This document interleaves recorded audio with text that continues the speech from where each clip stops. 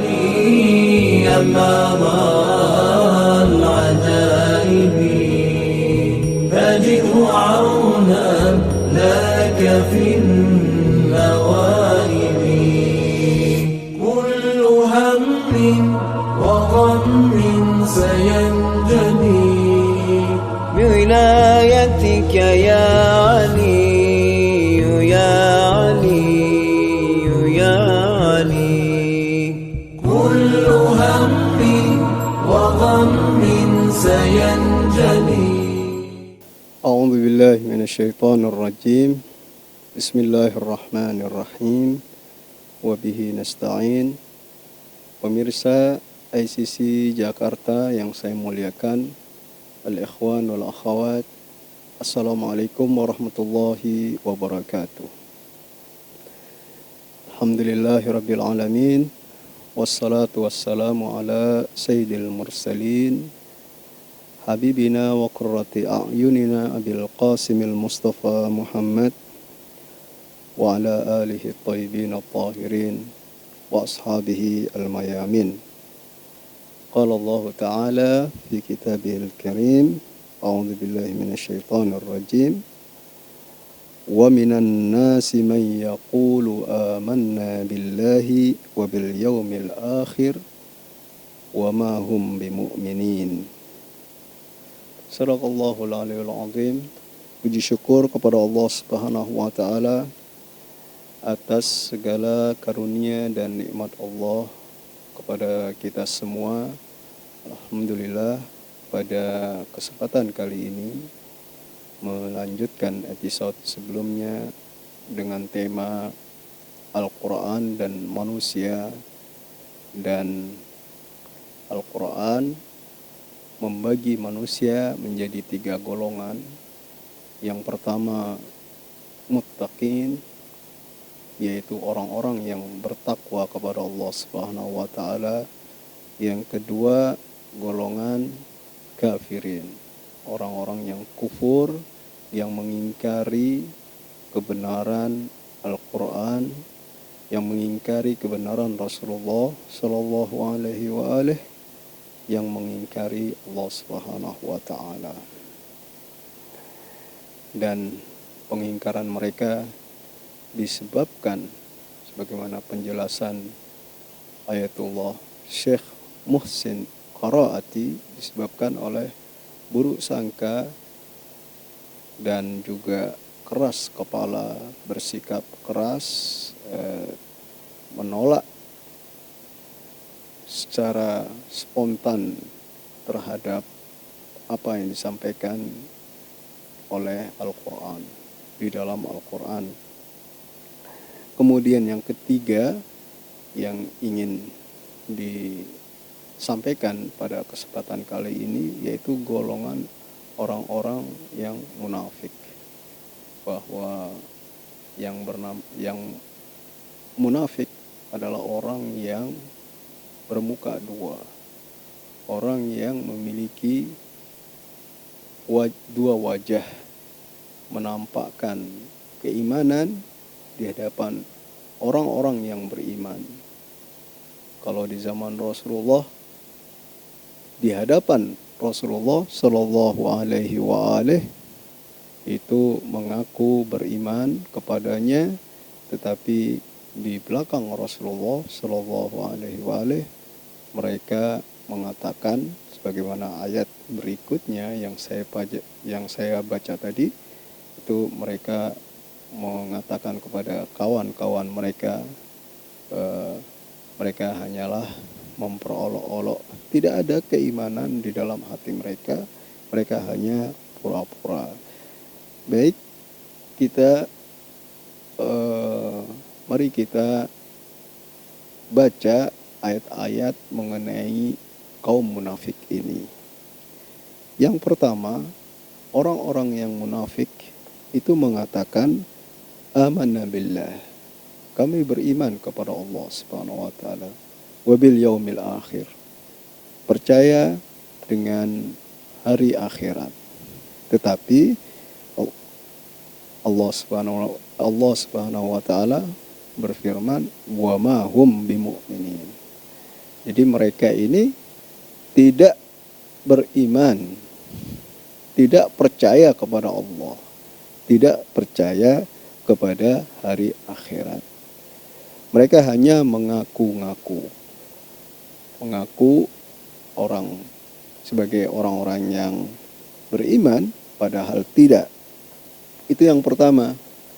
Kemudian yang kedua, ayat berikutnya menjelaskan, yukhadi'un Allah walladzina amanu wama yakhda'una illa anfusahum wama yash'urun.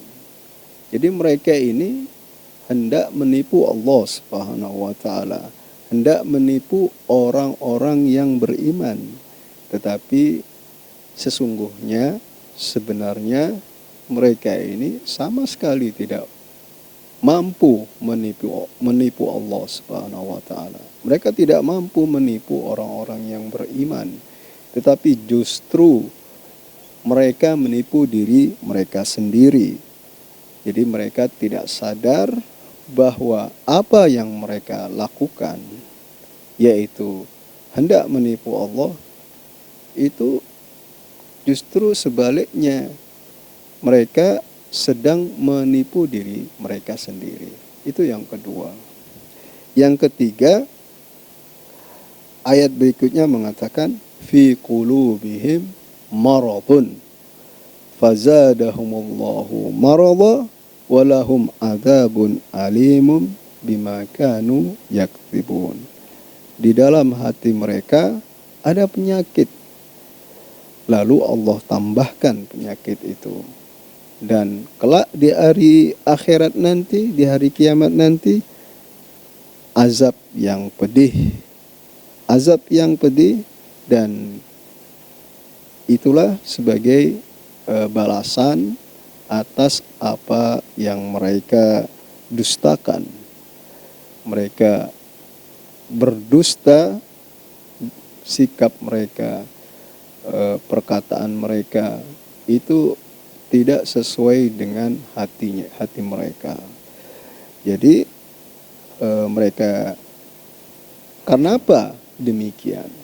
Karena ada penyakit, ada kelainan di dalam hati mereka. Hati mereka tidak beres, memiliki masalah atau penyakit yang sudah akut. Jadi mereka menolak apa yang disampaikan oleh Rasulullah Shallallahu Alaihi Wasallam, dan mereka apa yang mereka lakukan, yaitu hendak menipu Allah dan Rasulnya, sesungguhnya mereka ini sedang menipu mereka sendiri. Jadi masalahnya adalah bahwa hati mereka ini ada penyakitnya. Ya, hati mereka ini sakit, hati mereka tidak sehat, akal mereka tidak sehat, tidak memiliki akal yang sehat, tidak memiliki hati yang sehat. Nah, ini salah satu ciri yang Allah tunjukkan tentang kaum munafik ini. Kemudian yang keempat, bahwa kalau kita baca ayat-ayat berikutnya, itu kalau mereka ini dikatakan mereka adalah orang-orang yang mufsidun. Mereka adalah orang-orang yang melakukan kerusakan di muka bumi ini. Kalau ditegur bahwa kamu jangan melakukan kerusakan, kamu jangan melakukan kekacauan di muka bumi ini. Tetapi dengan teguran ini justru mereka membantah. Mereka mengatakan, mereka ngotot bahwa kamilah yang orang-orang yang berbuat kebaikan. Jadi ketika ditegur jangan merusak, tetap malah ngotot bahwa orang munafik ini yang berbuat atau yang melakukan perbaikan. Jadi mereka mengaku adalah orang-orang yang melakukan perbaikan, padahal merusak, padahal melakukan kerusakan di muka bumi. Itu yang keempat. Kemudian yang kelima, kalau didakwai, diserukan, hei, berimanlah kepada Allah, berimanlah kepada Rasulullah, sebagaimana orang-orang lain sudah beriman kepada Rasulullah, kepada Allah dan Rasulnya. Nah, ketika diserukan demikian, mereka menjadi sok pintar. Mereka mengatakan bahwa apakah kami orang-orang yang dungu, orang-orang yang tidak tahu apa-apa. Itu klaim mereka. Jadi ketika istilahnya diceramai, diserukan, dinasehati, malah merasa sok pintar bahwa mereka ini tidak perlu dengan nasihat, tidak perlu diberikan seruan, tidak perlu diceramahi dan lain sebagainya. Nah, itu padahal mereka ini adalah orang-orang yang dungu. Mereka hanya berbicara dan tidak mau mendengarkan. Mereka menolak untuk mendengarkan nasihat orang lain, tapi mereka maunya berbicara. Jadi itu yang kelima. Kemudian yang keenam, ini masalah ketika mereka itu berada di tengah orang-orang yang beriman, mereka mengatakan bahwa bersama dengan orang kaum mukminin, bersama dengan kaum muslimin. Tetapi ketika di belakang kaum mukminin, di belakang orang-orang yang baik, orang-orang yang beriman kepada Allah dan Rasulnya, mereka mengatakan istihza. Mereka mengatakan mengolok-ngolok Allah Subhanahu wa taala. Tetapi justru sebaliknya yang mereka lakukan itu adalah mereka,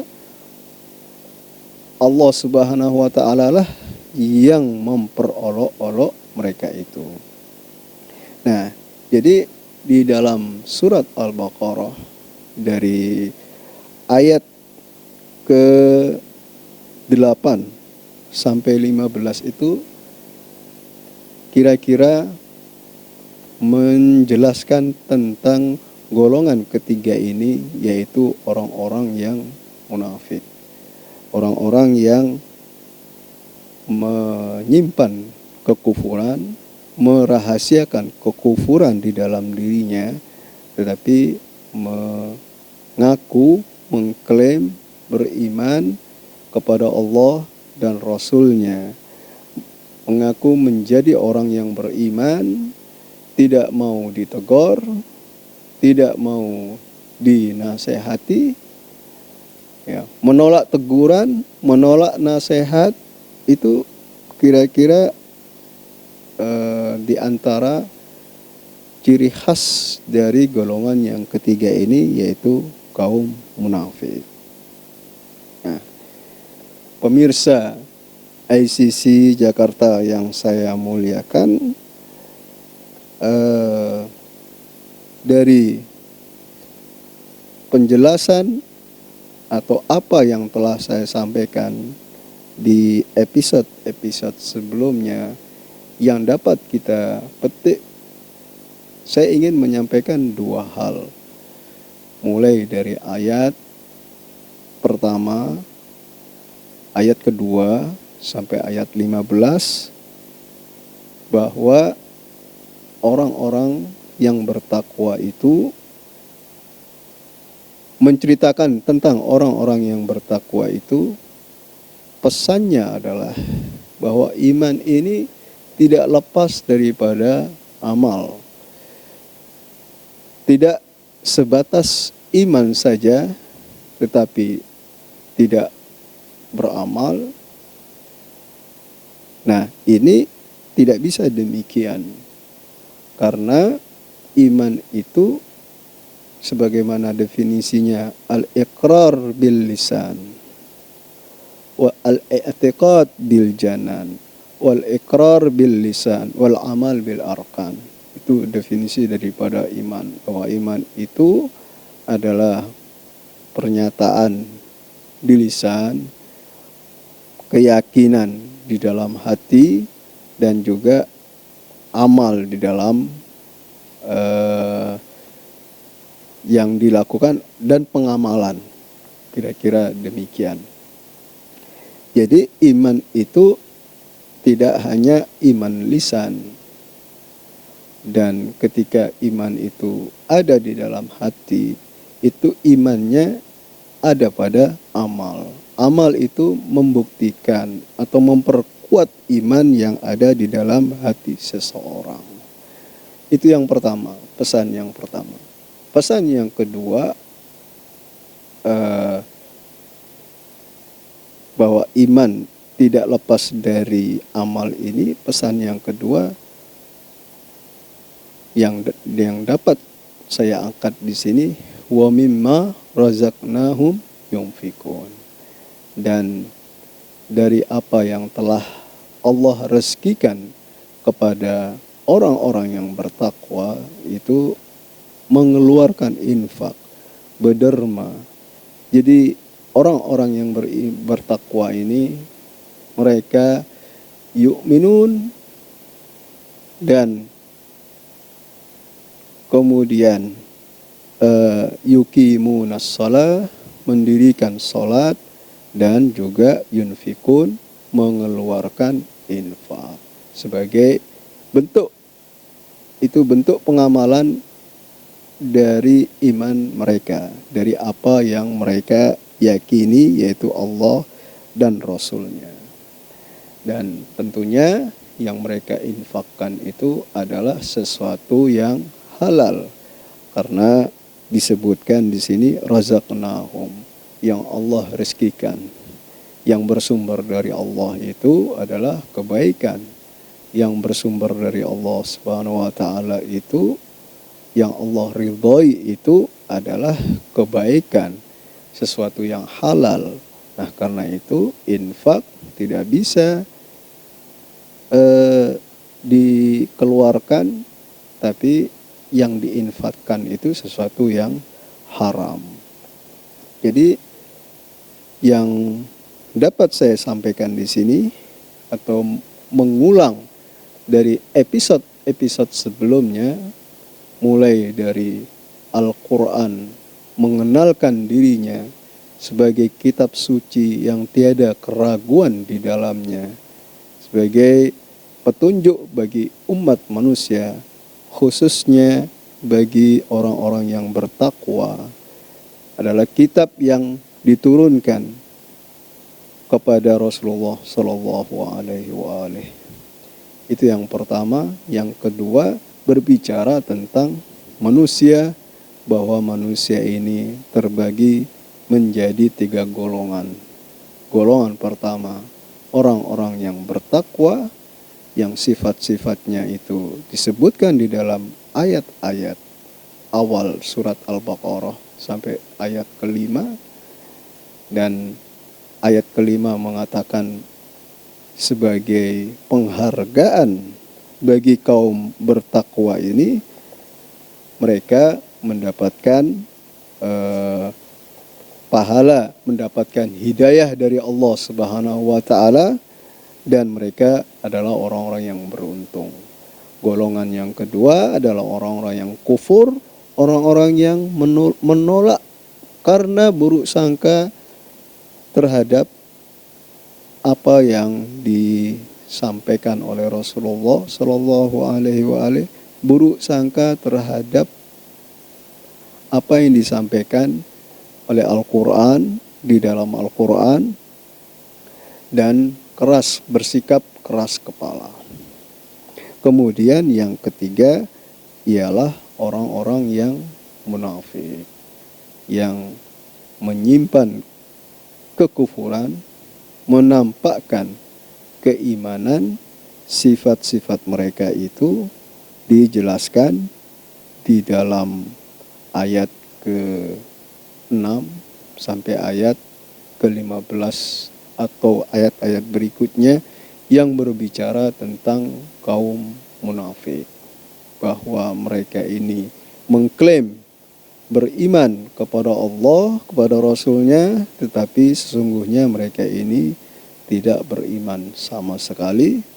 Mereka menolak ditegur karena salah misalnya, mereka menolak untuk dinasehati karena mereka hanya ingin berbicara dan tidak ingin mendengarkan nasihat dari orang lain.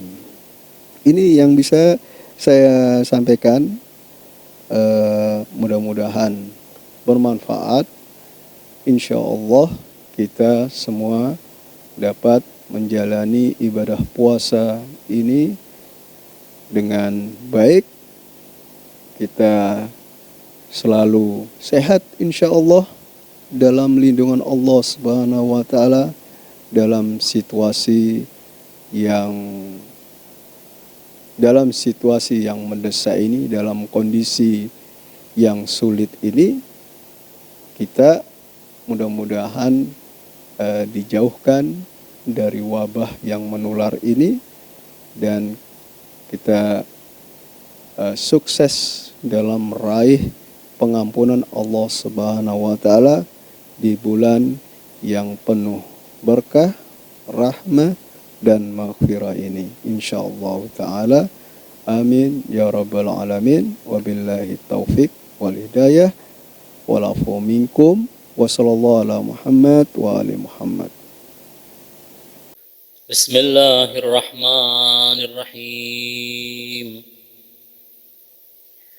Allahumma salli ala Muhammadin wa ali Muhammad. Allahumma inni aftatihu as-sanaa'a bihamdik وأنت مسدد للصواب بمنك، وأيقنت أنك أنت أرحم الراحمين في موضع العفو والرحمة، وأشد المعاقبين في موضع النكال والنقمة، وأعظم المتجبرين في موضع الكبرياء والعظمة. اللهم أذنت لي في دعائك ومسألتك، فاسمع يا سميع مدحتي، وأجب يا رحيم دعوتي، وأقل يا غفور عثرتي. فكم يا إلهي من كربة قد فرجتها، وهموم قد كشفتها، وعثرة قد أقلتها، ورحمة قد نشرتها، وحلقة بلاء قد فككتها. الحمد لله الذي لم يتخذ صاحبة ولا ولدا، ولم يكن له شريك في الملك، ولم يكن له ولي من الذل، وكبره تكبيرا. الحمد لله بجميع محامده كلها، على جميع نعمه كلها. الحمد لله الذي لا مضاد له في ملكه، ولا منازع له في أمره. الحمد لله الذي لا شريك له في خلقه ولا شبيه له في عظمته. الحمد لله الفاشي في الخلق أمره وحمده، الظاهر بالكرم مجده، الباسط بالجود يداه، الذي لا تنقص خزائنه ولا تزيده كثرة العطاء إلا جودا وكرما، إنه هو العزيز الوهاب. اللهم إني أسألك قليلا من كثير مع حاجة بي إليه عظيمة، وغناك عنه قديم، وهو عندي كثير، وهو عليك سهل يسير. اللهم إن عفوك عن ذنبي وتجاوزك عن خطيئتي وصفحك عن ظلمي وسترك على قبيح عملي وحلمك عن كثير جرمي، عندما كان من خطئي وعمدي أطمعني في أن أسألك ما لا أستوجبه منك، الذي رزقتني من رحمتك وأريتني من قدرتك وعرفتني من إجابتك، فصرت أدعوك آمنا وأسألك مستأنسا، لا خائفا ولا وجلا، مدلا عليك فيما قصدت فيه إليك، فإن أبطأ عني عتبت بجهلي عليك، ولعل الذي أبطأ عني هو خير لي لعلمك بعاقبة الأمور. فلم أر مولا كريما أصبر على عبد لئيم منك علي يا رب، إنك تدعوني فأولي عنك وتتحبب إلي فأتبغض إليك وتتودد إلي فلا أقبل منك، كأن لي التطول عليك، فلم يمنعك ذلك من الرحمة لي والإحسان إلي والتفضل علي بجودك وكرمك. فارحم عبدك الجاهل وجد عليه بفضل إحسانك، إنك جواد كريم. الحمد لله مالك الملك مجري الفلك مسخر الرياح فالق الإصباح ديان الدين رب العالمين. الحمد لله على حلمه بعد علمه، والحمد لله على عفوه بعد قدرته، والحمد لله على طول أناته في غضبه، وهو قادر على ما يريد. الحمد لله خالق الخلق باسط الرزق فالق الإصباح ذي الجلال والإكرام والفضل والإنعام، الذي بعد فلا يرى وقربا فشهد النجوى تبارك وتعالى. الحمد لله الذي ليس له منازع يعادله ولا شبيه يشاكله ولا ظهير يعاضده. قهر بعزته الأعزاء وتواضع لعظمته العظماء، فبلغ بقدرته ما يشاء.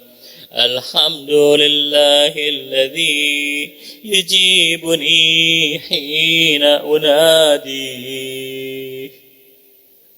ويستر علي كل عورة وأنا أعصيه، ويعظم النعمة علي فلا أجازيه. فكم من موهبة هنيئة قد أعطاني، وعظيمة مخوفة قد كفاني، وبهجة مونقة قد أراني. فأثني عليه حامدا وأذكره مسبحا. الحمد لله الذي لا يهتك حجابه ولا يغلق بابه ولا يرد سائله ولا يخيب آمله. الحمد لله الذي يؤمن الخائفين وينجي الصالحين ويرفع المستضعفين ويضع المستكبرين ويهلك ملوكا ويستخلف آخرين. والحمد لله قاصم الجبارين مبير الظالمين مدرك الهاربين نكال الظالمين صريخ المستصرخين موضع حاجات الطالبين معتمد المؤمنين. الحمد لله الذي من خشيته ترعد السماء وسكانها وترجف الأرض وعمارها وتموج البحار ومن يسبح في غمراتها. الحمد لله الذي هدانا لهذا وما كنا لنهتدي لولا أن هدانا الله. الحمد لله الذي يخلق ولم يخلق ويرزق ولا يرزق ويطعم ولا يطعم ويميت الأحياء ويحيي الموتى وهو حي لا يموت بيده الخير وهو على كل شيء قدير. اللهم صل على محمد عبدك ورسولك وأمينك وصفيك وحبيبك وخيرتك من خلقك وحافظ سرك ومبلغ رسالاتك أفضل وأحسن وأجمل وأكمل وأزكى وأنمى وأطيب وأطهر وأسنى وأكثر ما صليت وباركت وترحمت وتحننت وسلمت على أحد من عبادك وأنبيائك ورسلك وصفوتك وأهل الكرامة عليك من خلقك. اللهم وصل على علي أمير المؤمنين ووصي رسول رب العالمين، عبدك ووليك وأخي رسولك وحجتك على خلقك وآيتك الكبرى والنبأ العظيم. وصل على الصديقة الطاهرة فاطمة الزهراء سيدة نساء العالمين. وصل على سبطي الرحمة وإمامي الهدى الحسن والحسين سيدا شباب أهل الجنة. وصل على أئمة المسلمين علي بن الحسين ومحمد بن علي وجعفر بن محمد وموسى بن جعفر وعلي بن موسى ومحمد بن علي وعلي بن محمد والحسن بن علي والخلف الهادي المهدي، حججك على عبادك وأمنائك في بلادك صلاة كثيرة دائمة. اللهم وصل على ولي أمرك القائم المؤمل والعدل المنتظر وحفه بملائكتك المقربين وأيده بروح القدس يا رب العالمين. اللهم اجعله الداعي إلى كتابك والقائم بدينك، استخلفه في الأرض كما استخلفت الذين من قبله. مكن له دينه الذي ارتضيته له، أبدله من بعد خوفه أمنا، يعبدك لا يشرك بك شيئا. اللهم أعزه وأعزز به، وانصره وانتصر به، وانصره نصرا عزيزا، وافتح له فتحا يسيرا، واجعل له من لدنك سلطانا نصيرا. اللهم أظهر به دينك وسنة نبيك حتى لا يستخفي بشيء من الحق مخافة أحد من الخلق. اللهم إنا نرغب إليك في دولة كريمة تعز بها الإسلام وأهله، وتذل بها النفاق وأهله، وتجعلنا فيها من الدعاة إلى طاعتك والقادة إلى سبيلك، وترزقنا بها كرامة الدنيا والآخرة. اللهم ما عرفتنا من الحق فحملنا، وما قصرنا عنه فبلغنا.